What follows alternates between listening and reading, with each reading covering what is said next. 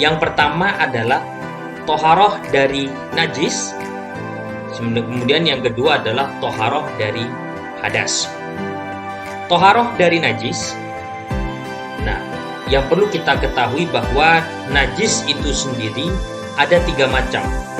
Yang pertama adalah najis muhaffafah ataupun najis yang ringan, seperti misalkan air kencing bayi. Bagaimana cara mensucikannya? Cukup dengan menyiramkan bekas air kencing bayi yang masih minum air susu. Akan tetapi misalkan air kencing bayi yang sudah makan nasi, maka ini sudah masuk kepada najis mutawasito. Kemudian najis mutawasito itu adalah disebut dengan najis sedang. Kita lihat misalkan ada contohnya kotoran ataupun bangkai, ya.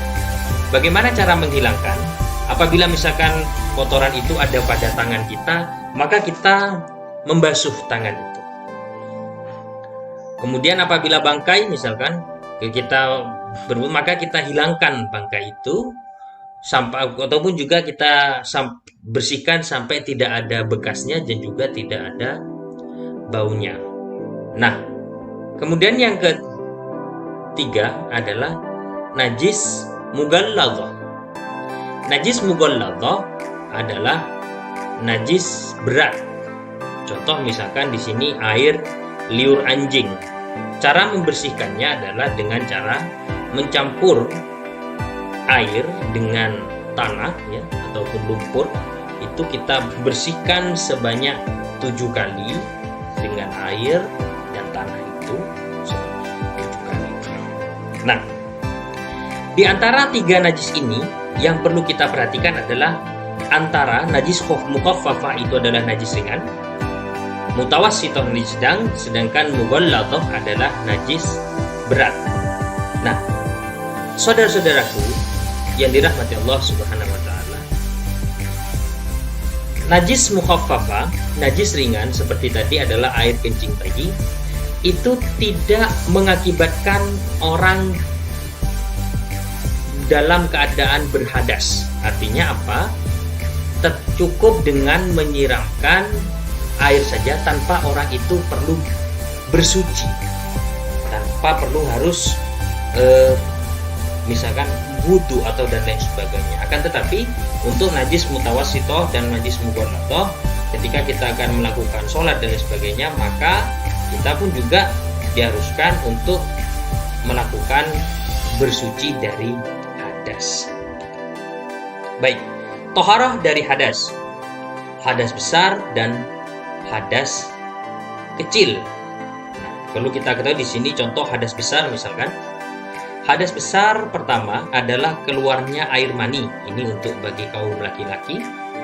Kemudian misalkan yang kedua adalah haid. Ini adalah untuk kalangan perempuan. Yang ketiga adalah melahirkan. Yang keempat adalah nifas. Nifas itu adalah keluarnya darah bagi wanita setelah melahirkan. Kemudian yang selanjutnya adalah meninggal dunia. Jadi ketika orang meninggal dunia, maka yang harus dilakukan oleh orang yang masih hidup adalah memandikannya dengan niatan untuk menghilangkan hadas besar.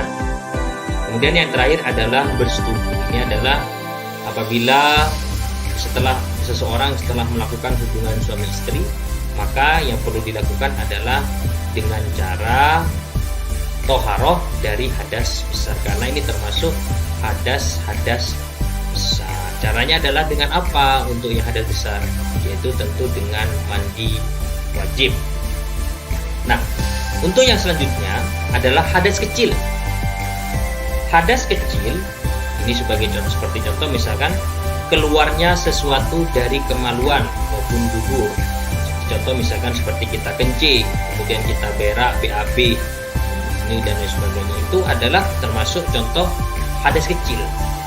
Kemudian ketika kita setelah selesai berwudu, kemudian kita tertidur dalam keadaan terlentang, maka itu juga kita batal dari wudu kita, dan itu termasuk hadas kecil.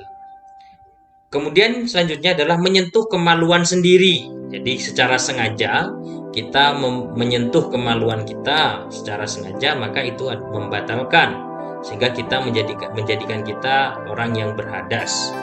Kemudian selanjutnya adalah bersentuhan antara laki-laki dan perempuan, artinya secara dia misalkan salaman ataupun juga tidak sengaja bertatap muka kemudian bersentuhan dengan lawan jenis, maka dinyatakan seseorang dalam keadaan berhadas.